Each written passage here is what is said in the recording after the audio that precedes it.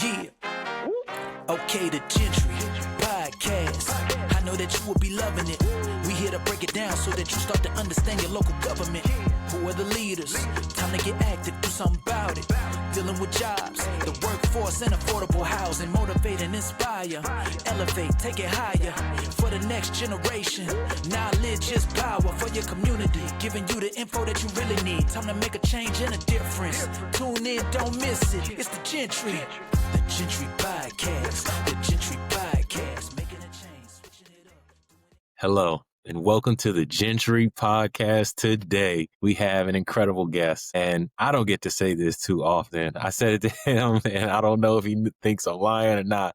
I rarely speak to somebody with as much experience as this individual. Milton Dohoney Jr. is the city administrator of the city of Ann Arbor, Michigan. But that is not his first stop. He has been many different places, had many different experiences, and he is, I said it maybe once before, he's definitely a legend. So Milton, how are you doing today? I'm doing great. Glad to be with you. I've been looking forward to this, and I really appreciate you asking me to come on. The pleasure's all mine. I really appreciate you being here. But I have to ask, as I always do, so what's the special sauce of Ann Arbor, Michigan? Well, everyone knows it's a college town, but it's a mixture of, it's a 200-year-old city. We just did our bicentennial last year. You've got an internationally recognized university that's here. You've got a city that is considered to be the most educated city in America. Nearly somewhere 70% of the folks have a college degree, and 40-some% of the folks have a master's degree. So the university has really kicked out a lot of intellectual capital here in the community. We fully embrace sustainability. And, for people who may not be familiar with the community, we are right next to Detroit. So it's about a 30-minute drive from Detroit, about 123,000 people, and we have water. So we've got a river that sort of runs through the city that people can enjoy. But in the winter, it gets cold. I can appreciate that. Just that's impressive. 70% of the people have a college degree, but 40% of people have a master's degree. Educational capital that you said, I know has to permeate through that city. And that's a beautiful thing. To the layout, having that river. And yes, my mom's side of the family is from Chicago, so I know having that river coming through the city is beautiful. So before we get to present day, Milton, please share with the listeners your childhood, how you got into public service, and then kind of walk them through your career, because it's nothing short of amazing. I am from Louisville, Kentucky. Went to Catholic school there through grades 1 through 12. Went to the University of Louisville and got a master's degree and thought my career was going to be in the private sector. Started off working for the American Standard Corporation in a manufacturing plant and thought the corporate world was where I was going to be. I lost my job due to a recession back in the early 80s. I had the opportunity to be a full-time college professor for a year, teaching at Eastern Kentucky University in the College of Business and Economics, and I loved it. I'm in my early 20s at that point, and they wanted me to go back to school and get a PhD, and that really wasn't in my vision for who I was at the time, at least. So I went back to Louisville and was at a point in time where I just needed a job, period, just for survival. I had never thought about government, had never been in government. And I had a friend who told me about a middle manager job with the city of Louisville. And I remember telling her, I don't know anything about government. I don't know anything about politics. I'm not known. I don't have money. I don't know that I fit in there. And she assured me that my skill set was relevant and that I could do it. And so I went in to local government back in 1984. And over time, I got opportunities to advance, to move up. And the longer I stayed, I thought I would only be there for 6 months, actually. And I had an opportunity to take a job in another city, still in the private sector. And my mother was told that she had lupus. And I couldn't reconcile leaving my father to try to take care of her by himself, particularly after all of the sacrifices they had done for me to become educated, to get opportunities. So I chose to stay. And, one thing led to another. I got noticed and got the opportunity to take on some assignments and started to move up. And so the longer I stayed, and this will give a little bit insight into me, if I'm going to be somewhere, then I'm going to try to get to the top. That's just who I am. And so I started studying the government. I started studying budgeting. I started paying attention to how other communities were doing it. And there came a point in time I risen to the top of the department. There was a change in the mayor office. New mayor's coming in, and he assumes that I want to stay there and run another department under his administration. And I asked him to give me the opportunity to run the entire government. And I had been waiting for the opportunity for somebody to give me a chance to ask for that job. When I finally got it, I wasn't going to pass. So it worked out. I was named the deputy mayor in Louisville, 1999, and really have never looked back. So I've moved around, and I was there. I went to Lexington. I was the city manager in Cincinnati. I worked for the city of Phoenix before coming here. So I've been in the business for about 41 years, and I've been in top jobs for probably 22 years. And so now I'm in Ann Arbor. That's incredible. We've spoken a couple of times now, and I shared how our viewership is with you. I'm very candid about that. Like half being leaders in government, and the other half being young people thinking about a career potentially in public service. And what a thing to leave with them. When you get a place, you want to study it, learn it, and figure out how you can ascend to the top. And when you get that opportunity to pitch, don't pitch like you could have said, yeah, I want to be the department head, and this is why I'm the best department head. And the mayor would have been like, okay, great. Like, this person is ambitious, wants to lead, and wants to be great. But you said, I want to run the entire government. And not only did you just say that, you backed it up with the research, with the work and the effort that you had already put together. So what is it? When preparation meets opportunity, that's what luck is. Like you definitely made your own luck, Milton. And I definitely appreciate that. And I'm glad our viewers hopefully get to internalize that. Now, for those same viewers, could you kind of talk through what is a city administrator? So in the United States, you primarily have, just say, two forms of government, just for simplicity's sake. You have a strong mayor form of government where the mayor is the chief executive. Everyone works for the mayor. You're almost obligated to be involved in the mayor's politics because that's just the environment that you're in. And that is contrasted with the council manager form of government, where an appointed person is the chief administrative officer. And in my case, per the charter of Ann Arbor, I am both the chief executive of the city and also the chief administrative officer. So the city council is my boss, but all of the employees work under my leadership. So I'm involved in the hiring, the shaping of the structure of the government. And it's something I've been doing for a long time. It's certainly not for everybody, but I love what I do. And so when you think about any city, parks, water, fire, police, some cases elections, in some instances, the convention center, sewer, who makes sure all those functions happen the way they're supposed to? That would be a guy like me. So I have a team of people, and our job is to ensure that the city functions properly. I appreciate that. That's a very succinct way to say it. We make sure that everything the city needs is actually getting done.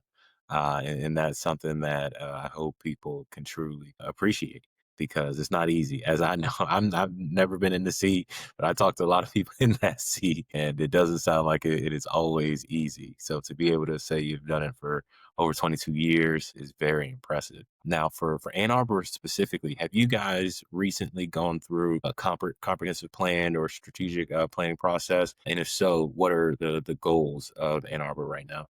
We're going through a comprehensive planning process right now. It's something that a community goes through, every 10, 15 years. And essentially, you're trying to determine, where do we want to grow next? how do we want to evolve the city? It just so happens that our process that we're doing right now has been quite contentious because there's some people that embrace growth and there's other people that are more comfortable with less growth or keeping things the way they are. So those are the tensions that you have within in a community. In our city, our biggest need is housing. We need housing of all types, not just affordable housing. We need market rate housing. We need workforce housing, and we need more student housing. But the city itself, we don't deal much with student housing because the University of Michigan takes care of that. So if we need housing, it means we need to embrace growth. And for us, a city that's only 28 square miles, it means we need to densify. And so some people, like with anything else, "Oh, that's a great idea. I just don't want the density near where I'm at." So, it's a pull and tug. And we've been working at the comp plan process now for about 2 years. We've spent almost $1 million. There have been hundreds of meetings, but that's democracy. So, I will execute whatever direction the city or the community wants to go in. But when someone asks me, I am straightforward in saying we need growth. We shouldn't be afraid of it. We simply need to figure out how does the density work within the footprint that we have and embrace opportunities that are in front of us.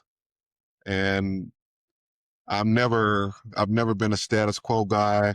I can't be a status quo guy now. Wow, that is very difficult. I appreciate that what you said. Yes, this is part of the democratic process, but on the flip side of it is when you know a solution or you feel in your heart that you have the solution, but it's where we're going to and how we're going to execute said solution. Understand, again, like I said, I tip my hat to you. I know that the role you have is not easy because, a lot of people maybe even know what the medicine is, but they don't want to take it, not in my backyard, but can we do it potentially in somebody else's backyard? So I definitely can understand that push and pull. When you start to think of any initiatives that have been recently enacted or in the future, is there anything that you're proud of that you feel like has added value to the community? There's two things I'll mention that's occurred fairly recently. One of them is just a basic amenity, but it's been a big deal. And the other is, I think, an example of what can happen when institutions collaborate together. When I came to town and started looking around and observing our downtown, I was publicly quoted as saying that the downtown is the community's living room. So we have to make sure that we're taking care of it. Everyone needs to be a stakeholder in that.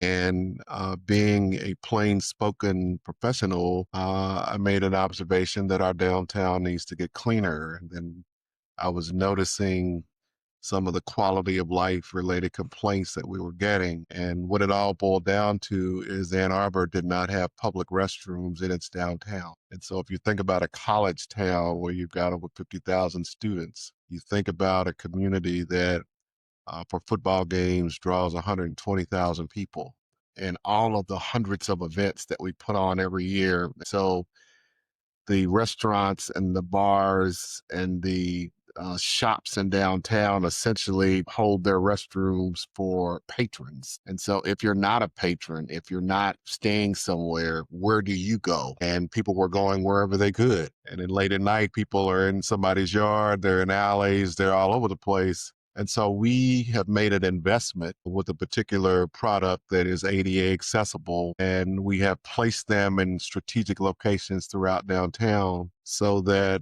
what a basic function that we have can be actually addressed. And it's not just about homeless people, it's everybody goes to the bathroom. So we have solved that. And then I contrast that with the reason I'm proud of it is something they talked about for years, but it never got fixed. And I like to address things and get them fixed instead of continuing to talk about it. Opposite of that, we have a lot in the city that has been a source of contention for some years. There had been attempts to develop it. It's a parking deck. The voters had voted thinking it was going to be a park. It didn't get made into a park. Long story short, the voters just gave us approval in a special election last week where we will take the site that is the home of the main library.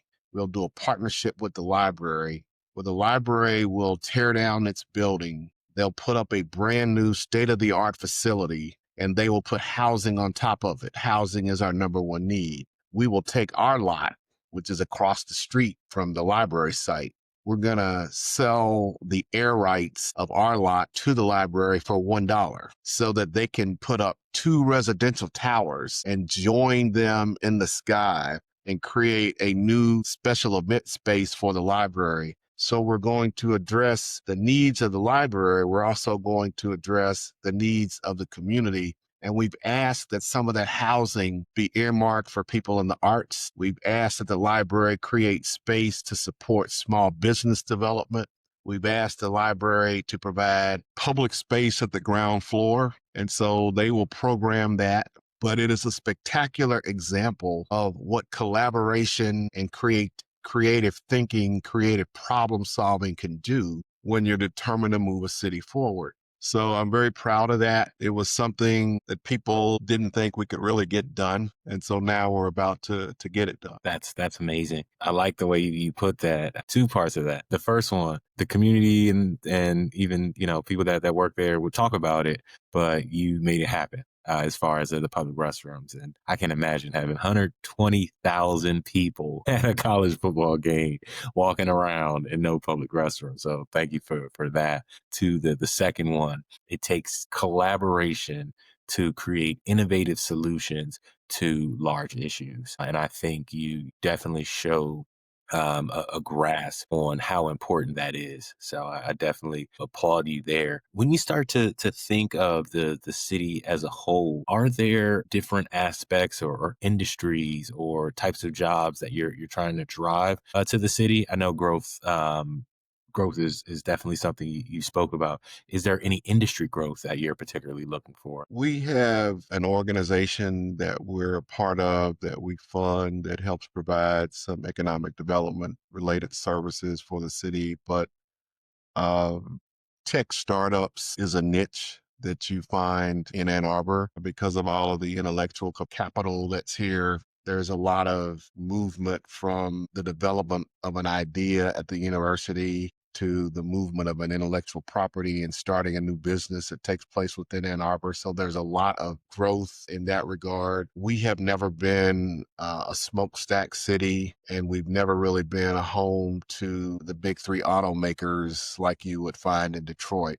There are some spin-off related businesses that are in the area that provide some level of support there. But there's a lot of IT related businesses here. There's a number of unique small businesses, unique or boutique shops here. So if you walk through the corridors in downtown, you do not see chain after chain after chain. What you see are some very unique establishments. In many cases have been in families for 50, 60, 70 years. And so that adds to the charm of the city. You're coming to get some products that are made here. There's a lot of farm to table related restaurants here. There's an agricultural community that surrounds Ann Arbor. So those are the things that make Ann Arbor, Ann Arbor. And we're not trying to emulate Chicago or LA. We're never going to be those places. We're really not trying to be those places. So that and the success at the university has drawn people to look at us. A number of businesses have looked to either expand or set up in this area because if you're looking for knowledge-based workers, Ann Arbor is where you want to be. We have talent in many industries, and that's been good for us. It's very impressive. And I love that niche of the tech startup because you have, like you said, so many great minds, so many educated people in the workforce. So you're able to create innovative companies that, you never know. It can be one person one day, it could be 100, 1,000 Yes. the next day. So I think that's a pretty cool niche to have. And yes, like workforce is huge, and we're major companies, not just startups, but they need that certain type of workforce. I could see why they would come to an Ann Arbor. Now this gets, I'd be remiss if I didn't mention the University of Michigan as an employer. Fair. They have multiple campuses within the city. They have over 50,000 students. And so they have thousands of people that come here to work there. They have a medical center. The U of M Medical Center has its own reputation and draws patients from around the globe who come here for special surgeries or special treatments. And so that too is part of our economic engine. That makes a ton of sense. Yeah, having such a prestigious, not just any university, a prestigious university and the different arms of that just brings jobs, brings opportunities and brings jobs. And that was kind of getting to my second question. Everyone across the nation, typically when I speak to, they're looking to create that cradle to grave community in the sense of you graduate from high school, you maybe go to a university, go to a trade school, you start your career, and you potentially need a small apartment, and then you progress potentially, and then you need a bigger apartment or maybe a small house because you have a small family, and you mature and you have a larger family potentially. And then on the other side of that, your kids are out of the house and you don't need that 5 bedroom house anymore, and you potentially want to age in place because it's still your community, so you want to stay there, but you maybe are looking for a differentiated living at the other side of that spectrum. And I know it's just one, idyllic journey, but a lot of communities are looking for that. How do you feel Ann Arbor is doing on creating that cradle to grave community? We are very big on trying to chart our own future here. We want to be intentional about the things that we embrace, intentional about the things that we invest time, money, and effort in. The community leaders, and this predates me, determined that they wanted Ann Arbor to be a community that really embraced sustainability. We established an A20 plan where we're trying to be carbon neutral by 2030. That factors into the way that we build, it factors into the way that we grow, it factors into the way that we educate ourselves. We're not trying to get in a political fight with anybody, but in our view, we think the evidence is clear that the weather patterns that we are experiencing across the country are dramatically different than what they have been. And so we're trying to do things to provide solarized facilities. We're encouraging people to recycle. We're encouraging people to reuse things. And that's part of the local culture here. And so even in that, you can find some business opportunities to be entrepreneurial. And so it's taking advantage of whatever opportunity you have. We want people to be able to be gainfully employed, to be able to take care of themselves. And we want to maximize or move towards the maximization of our potential. That's really what managing a city is all about. I can appreciate that. And yeah, I think the priorities of a city can affect how certain options or even housing types and building can be affected. But you guys have staked your claim with sustainability and have been making strides to make sure that you're getting there. It sounds like you have a carbon neutral date, which is definitely impressive. Now, I'll push you on the hot seat, but it's all hypothetical. I know everything can't be all roses and sunshines, but imagine you have all the budget in the world, all the time in the world, all the workforce in the world.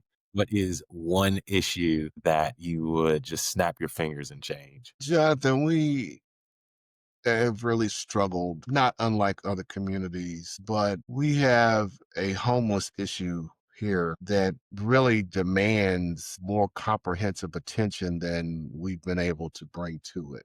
So on the one hand, you've got an extraordinarily educated community. There is a lot of wealth in Ann Arbor. The cost of living is high in Ann Arbor, but we're no different than anyone else. We cannot escape this homelessness issue that is affecting individuals, it's affecting families, it's affecting single moms, it's affecting veterans. And if I had an unlimited budget, I would put a significant portion to trying to address that, because if we can get better at solving it, it opens up more opportunities community-wide. Yes, a number of them have mental health issues, but not everyone does. And so it takes a number of wraparound services in order to come to the table. But we believe in housing first, and then ensuring that once people get a roof over their head, they get the services they need in order to be productive members of the community. So if I could do something about that in a manner that's better than what we're doing in today in 2025, I would do it. I'm a guy that likes to push the envelope. So, while we should be addressing that, if we're going to be about growth, then let's be about it. Let's be creative about the kind of housing we can create, the kind of placemaking we can do to have people want to come here and recreate and socialize. Let's be about creating connectivity so that we have public transit that's woven into the fabric of how people navigate around the community. And, let's be real about the point in time in history in which we're living. We are a divided society. And if we can do something to get better at living and working and growing with each other, we would all benefit. We're struggling with that right now. It's not something I can fix, but I do believe it's something that we can get better at if we stay determined. I love that. And part of the pause that I had when I was describing that traditional family structure is because that does leave out people that have alternative living circumstances or suffering from homelessness. And I love that the fact that with unlimited budget, your first thought was to address the needs of people that often can be, I don't want to say forgotten about, but often their needs aren't addressed as quickly as those that are getting out, being in the polls, being engaged in the community activism, the people that are sometimes the louder and squeakier wheel. That wasn't the population of people that you wanted to help. It was the people that maybe others aren't sticking their neck out for. So I applaud you in that. And it speaks to your integrity, and it speaks to why you would have such a long career if that's the things that you focus on. When I think about public service, I think about people that are committed to impact, to making change in their community. And that's what you showed me there. There's another generation of people, Gen Z, who are very, very excited about impact. We did a large survey with Gen Z, and we wanted to know the reasons that they would go into public service. High pay was number 6. Impact was number 1. So do you have any, words of wisdom or advice for young people maybe thinking about getting into a career of public service? I think it's easy when people are just thinking about city government in abstract. You may have some maybe stereotypical ideas about who works here. I would encourage everyone to broaden your thinking about the kind of careers that can be available to you in municipal government. We have PhDs that work in our water resources area, run the water utility here. So we've got people that take care of bridges. We have engineers that know how to build things and how to take care of infrastructure, that how to create opportunities for the rest of the community to grow. We've got scientists that work in the sustainability area. And we've got the traditional functions you would think of, fire and police and parks, but we have people that are running a park system that are highly educated. They understand all of the sort of background about vegetation and wildlife and natural areas and waterways. And so my point is this: you can do nearly everything you may want to do working within a municipal government. You don't have to have a specific degree. There's a wide variation of educational backgrounds of people that have chosen service. But if you are interested in seeing the community that you love go forward, you have the opportunity to help make that happen if you work at the municipal government.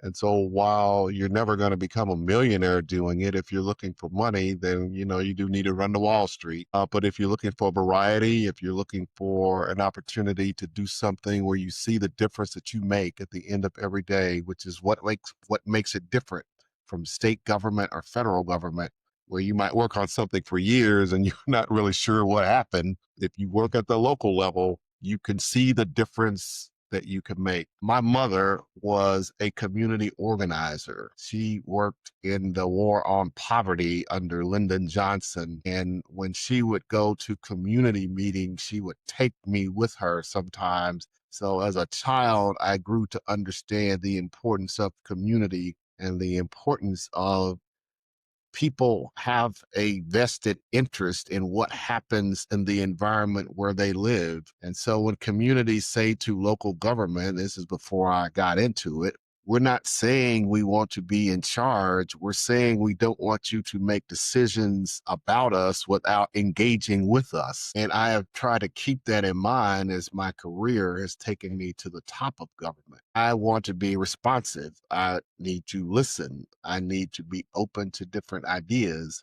Yeah, I need to be decisive, but I also need to be collaborative, because advancing community is not a single individual's platform. It's we move forward together. And that's how I lead.